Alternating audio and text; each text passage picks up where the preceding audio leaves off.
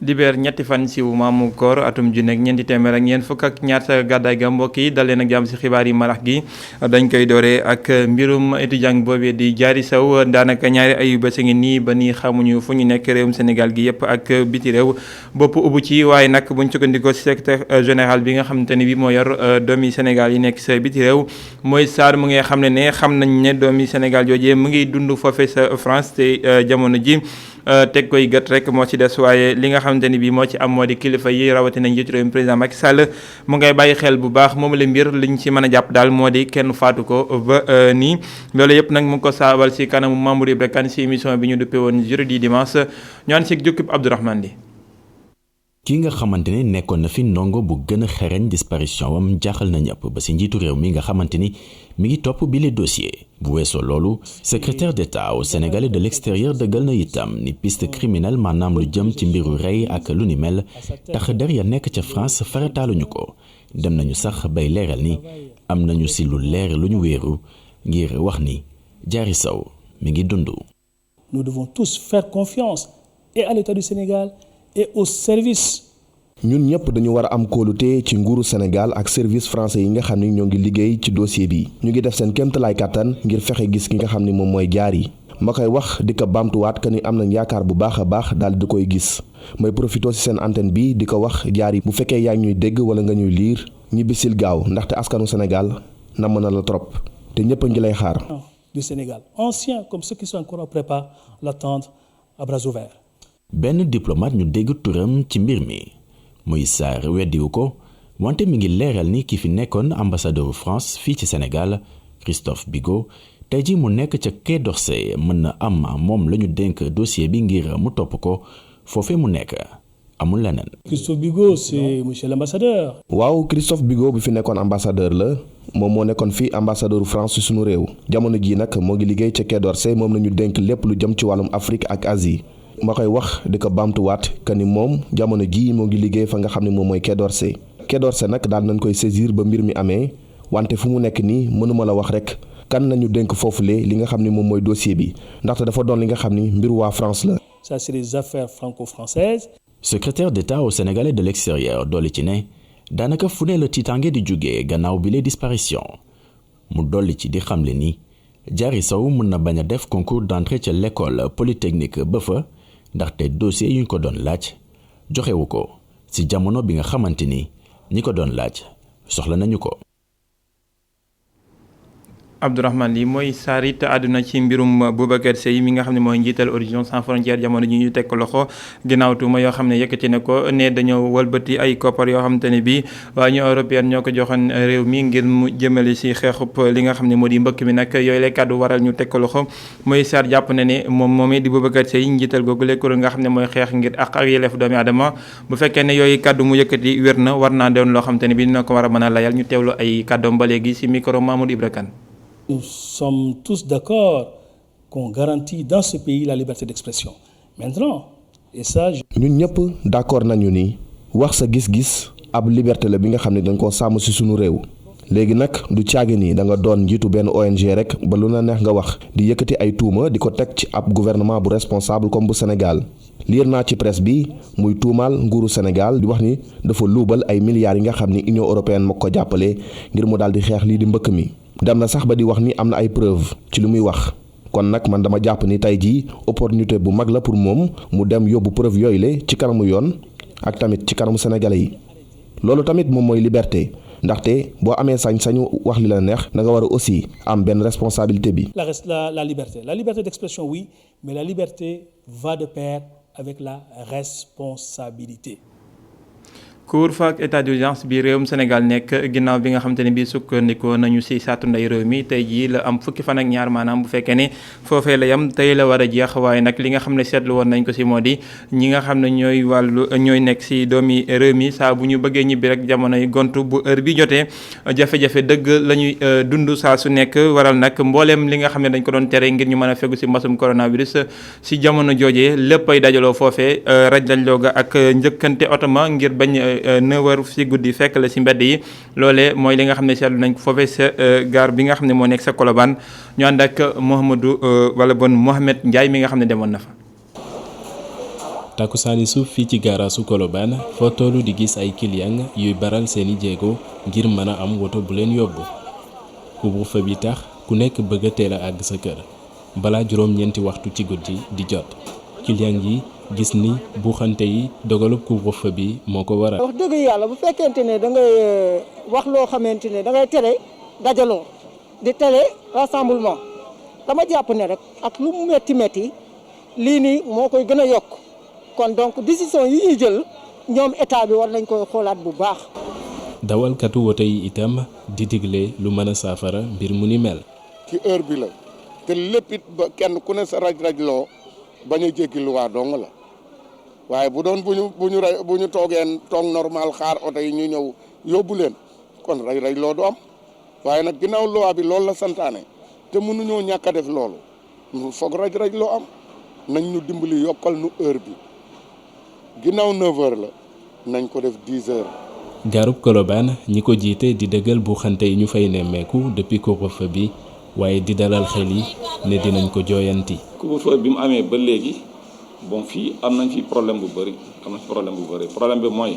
nit ñi dajaloo fii car macha allah nit ñi takku nañ lool doon na am bousculade au début doon na am bousculade parce que oto bu ñëwee nit ñi duñ mayante parce que ku nekk da ngay yàkkamtee ñibbi de ce fait affaire bi mu demee ba tar responsable gaa bi ñoo dajee bi ñu dajee boobaag léegi war na mat jatti fan léegi bi ñu dajee ñu ni dañuy jéem a xool nu ñuy organiser ko ba nga xam ne bousculade bi leen ko éviter. Colobane bokk ci gaar yi gën a dalal ay nit fii ci Ndakaaru rawatina jamonoy état d'urgence ak couvre-feu bi lu weesu buuxante yi client yi di faral di def am na ñenn ñu ciy profito di def naka sudul noonu ba ci di jël alalu jàmbur. Mohamed Ndiaye doon na loo xam ne nag seetlu nañ ko jamono ji si Ndakaaru ak li ko war di ab sedd boo xam ne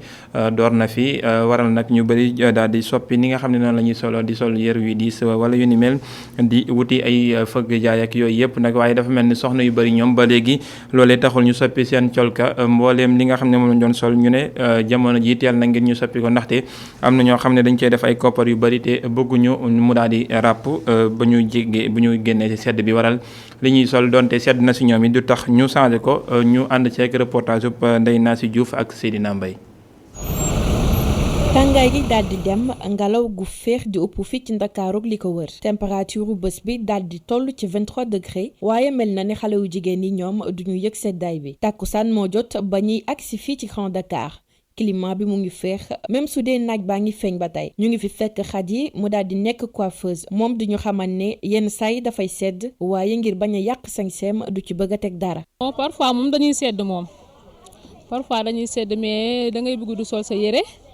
boo ci tegee dara da nga naan du feeñ xaaral ma sol lii mais di nga deewoo sedd moom di nga ko muñ. ñu jubali zone B. ci koñ bi nit ñaa ngi wëyal di dox seeni soxla Ramatoulaye élève la ci classe terminale ba ñu ko laajee ci suñu sujet daf ñoo xamal ne yenn saay seen tenue école yi mooy oyof. pourtant si dañ ma ko wax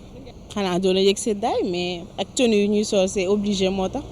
non yenn saay jupe bi nii lañ la koy joxee ak t-shirt yi moo tax des fois tam nag am na ñuy retailler ça dépend fekkee jotu la tam da ngay retailler pourtant si dama yëg sedd sama yaay saa du nangu ma génn na à part xam naa tenue bi rek moo tax. du wax dara mais sinon yéen ñu gàtt seddaay bi day wax. lu soriwul dara Glat Samba mu ngi waxtaan ak i xaritam moom di ñu dénk ne xale jigéen yu bari wàllum taar rek moo leen ciy dugal. la plupart des filles font ça pour la beauté. jigéen ñu bari dañuy xam ne seen yaram dafa rafet moo tax ñuy bëgg bu nu solo muy feeñ. donc du coup elles vont montrer leur corps et non pas froisser leur affaire. wàllu wër gi yaram it lu mat a bàyyi xel la bu ñu sukkandikoo ci Seynabou. même ci seddaay bi sax daf lay gën a soññ pour ngay sol lu jot lu diis parce que nee na déjà boo amee pneumonie wala yeneen feebar yi dafay métti.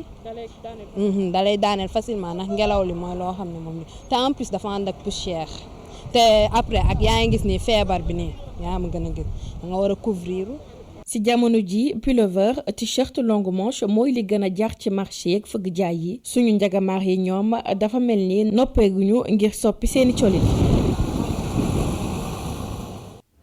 Jeux olympiques yi ñu jagleen ndaw ñi Dakar dina ko daloo atum 2026 waral xaatimoo goo xam ne ndox den diggante ñi nga xam ne ñoo koy amal ak kuréel gi nga xamante ni bi ñoo yor wàllum defar yoon yi ak yeesal gi loolu yëpp nag ngir jëm si waajtaay wi loolu ñu ngi ko amaloon si diwaanu Ndar ñu fekk fa Momar Alice Niang. comité d'organisation bi wala taxawal Jeux olympiques de la jeunesse ci Dakar ci atum 2026 ak agence bi ñu dénk wàllub yeesalaat yoon yi ak defar leen xaatim nañu nag ab convention bu nga xamante ni liñ ci jublu moo di yeesalaat yenn yoon yi ak yenn bërëbu tàggat yaram yi comité d'organisation bi di rafetlu dugal loxo bu nga xamante ni agence française de développement dugal na ko loxo ci projet bi ci wàllub koppar. Ce jour symbolise la constance. boobile bés dafay jëmal ak taxawu tem ci lëngoo gi am diggante nguuru présidentiel ak comité olympique comme ni ko njiitu réew mi sàkko woon ci taxawu ak fekkee wàccaayu ñeenteelu yoon bi ñu jagleel JOJ yi ci weeru mai atum 2019. La 4e édition des JOJ. gouvernement bu Sénégal jël engagement nag ni lépp lu mu mën dina ko def ngir nag programme bi jaar ci yoon. Au-delà des Jeux.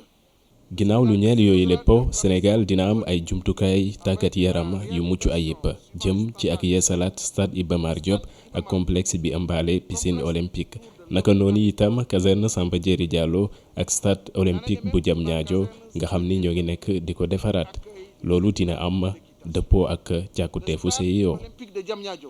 En cours de construction complétera le dispositif. ci wàllub caada ak cosaan jaraafu dëkk bi di Ndar jël engagement ni dina seq waxtaan ak ñi ngànk fanaal bu Ndar ak rawante gaal yi ñuy def ci Guet Ndar ak i tamit festival international de jazz ngir nag ci atum 2026 ñu amal ko ci même jamono ji nga xamante ni ci la jeux olympiques yi di am loolee nag liñ ci jublu mooy fexe ba ci wàllub caada ak cosaan ñu mën a contribuer bu baax a baax ci li nga xamante ni moo di événement international boobule.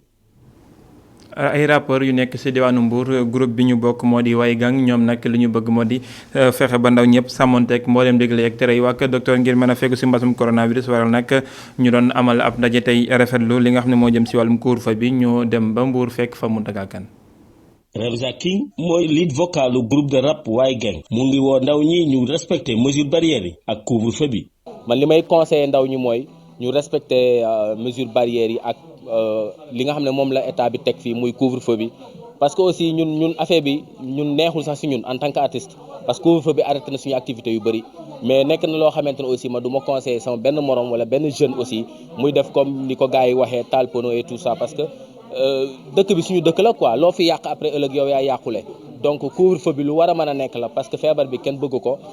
kenn soxlawu ko fii ci dëkk bi nekk na lu am nag ba pare mënuñ ci dara donc on n'a pas le droit de xam nga contester li nga xam ne moom la fi état teg muy couvre-feu bi. mu ngi ñaan nit ndaw ñi ñu jël seeni matuwaay ba nga xam ne couvre-feu bi kenn du ko jalgati. ñenn ñi dañuy naan ay couvre-feu bi bon état briefingu leen pare wuñu ko affaire yooyu te ñu bëri aussi dañuy am ay activités yoo xam ne guddi gi lañ koy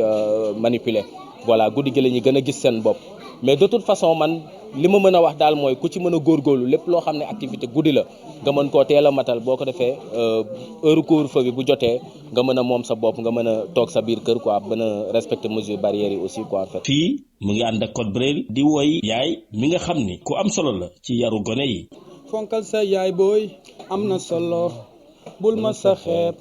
lim yor du jeex rawatina dundu bim la jox ci kaw suuf si nga ne yàlla moo la fi teg la ci ay loxoom ne la jaamul ba dee. Mountaga Kane ñu wutali Ndar Géej wala bon ñu delluwaat fa ginnaaw bi nga xamante ne bi ñii di waa bokk moomel ga am nañu jàpp na lu waa APEX ngir lu jëm si ab oto boo xam ni mooy yóbbu mbalit muy jóge si waa Kër Docteur loolu nekk loo xam ne nag dina am njariñ bu baax si askan wa ak sàmm seen wér-gu-yaram ñu teewlu si ki nga xamante ne bi mooy yor boobu le projet si APEX Mamadou Diagne lay wuyoo si micro Momar Alice Niang. Donc camionnette bi dafa nekk complété comme dispositif boo xam ni projet bi commencé woon na ko taxawal mooy d'abord banaliseur bi ma xam ne comme turam ni mu wuyoo banaliseur donc day permettre de banaliser donc des déchets biomédicaux qui sont dangereux banaliseur da koy permettre mu ramener ko quand même ñu mën ko assimiler à des déchets ménagers donc loolu lay jëriñ mais banaliseur seul doyul woon il fallait am camionnette boo xam mooy jëli mbalit bi si centre de poste de santé yi indi leen fii donc camion bi loolu lay jëriñ ñun nag ñu xamoon quand même dayo bi nga xam ni système de gestion des déchets biomédicaux am na si jamono bi nga xam day nekk si gestion pandémie bi muy Covid-19 bi parce que actuellement comme ni nga xam ne hôpital mu ngi def effort bu rëy pour jël en charge quand même les malades mais malade bu nekk dafa am surproduction de déchets lu muy produire si déchets dafay bari donc mu am problématique boobu aujourd'hui lii aussi mën a permettre quand même mu renforcer capacité hôpital bi. Omar Alice Niang mi nga xam ne moo taataan yooyu la kàddu ñu ngi ko koy jaajëfal leen mbokk yi ci teewlu bi jaajëfal équipe technique bi si jàppandal geek ki nga xam ne moo di Moustapha Gabar Diop si coordination bi 19h jot na 5